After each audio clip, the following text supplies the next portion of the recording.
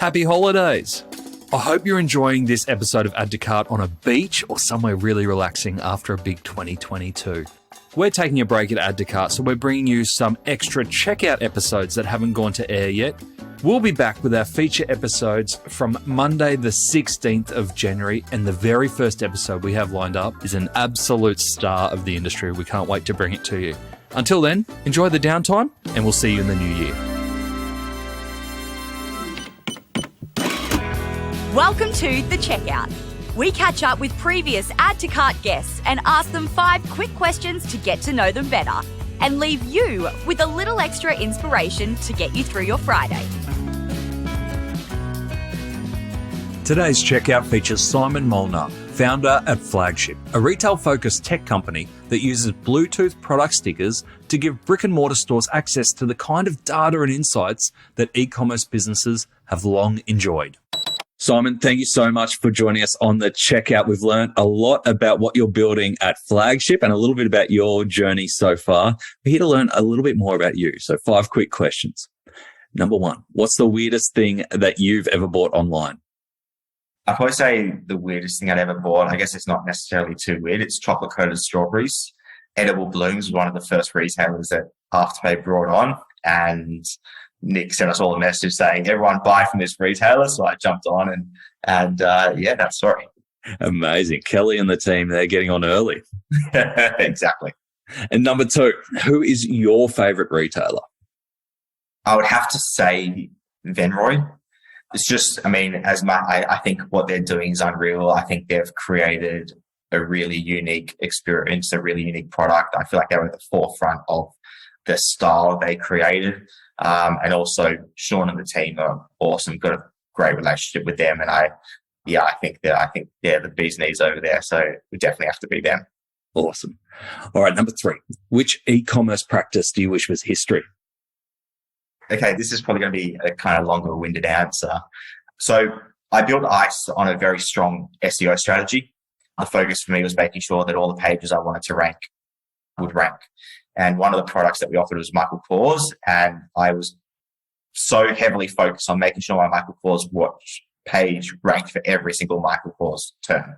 And what that meant was it started ranking for Michael Kors silver watches, Michael Kors gold watches, Michael Kors rose gold watches.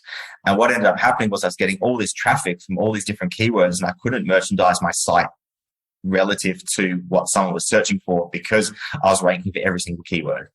And what I ended up building at ICE and what I wish retailers would move away from is this notion that you have to just promote the best-selling product because it's the best-selling product, and being able to offer a product to someone. If someone comes to my site, they might want the watch that's only been purchased 2 times ever in history, but I will never show them that watch because it's not a top seller.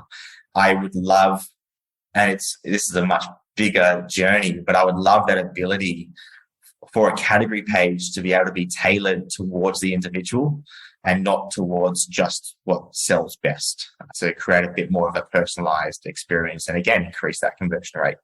Do you feel in your journey personalization is getting better, or do you feel like it's still being thrown around as a buzzword without enough kind of action? I do think it is a bit of a buzzword. I think it's getting better. So I built out this tool for myself at ICE, but basically what would happen was if someone hit a certain product or a certain category and didn't purchase, if they came back to my homepage, my entire homepage would be entirely tailored towards that product or that category that they were looking for. So if they came looking for watches and they hit multiple brands, then when they came back, I'd show watches and I'd show the brands that they looked at. If they looked for Michael Kors watches, when they came back, my homepage was entirely Michael Kors focused. And I always had, at one point in time, I had 25 concurrent homepages running, which were all tailored towards people based on their previous behaviors on my site.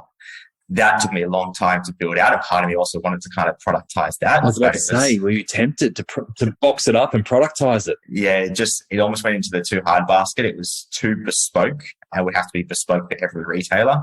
But that's where I would love, my my wife and I will both jump on the same site and we both see the exact same homepage, even for some massive retailers.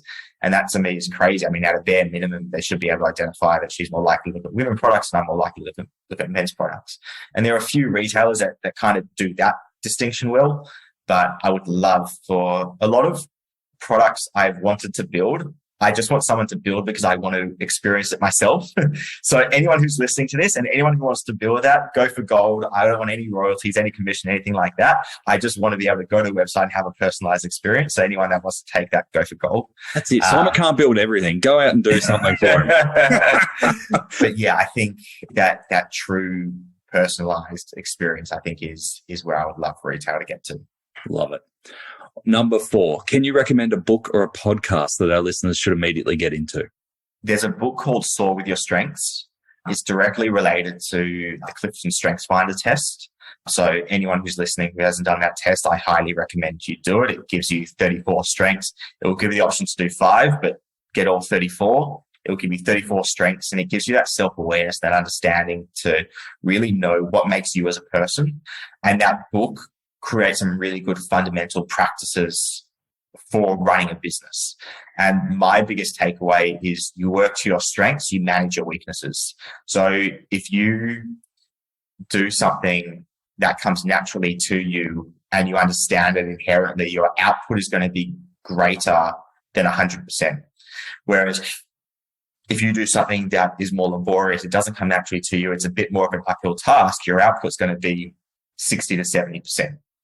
So even at Flagship, my whole focus and my whole mentality is finding the roles and finding the jobs that people naturally gravitate towards. And if there's something that needs to be done and there's no one internally that fits that skill set, then we find someone externally to help us with it. And that book, Soar with Your Strengths, really helps outline that kind of framework. And yeah, it really helps you work to your strengths. It's a great tip. And do you know, and you may not, I can actually Google this afterwards, but do you know if you have to read the book, do the test, or can you do the test online somewhere? You can do the tests exclusively. And yeah, I'd say the book is more just to kind of give you a deeper understanding of the test. Gotcha. All right, we're going to find it and we'll put a link in the show notes. Number 5, can you finish this sentence? The future of retail is? Constantly evolving. The landscape of retail right now is shifting. It, like COVID, online, offline, everything is currently evolving and it's going to land somewhere new. Where that lands, I'm not 100% sure. I just want to be a part of that journey and part of that drive. And yeah, I think, again, with all businesses, the retailers who can adapt the quickest is going to be the ones that thrive and the ones that win. Simon, I think you're going to be a big part of it, whether you like it or not. You've had such a huge impact so far. So thank you so much for joining us on the checkout. All good. Thanks for having me.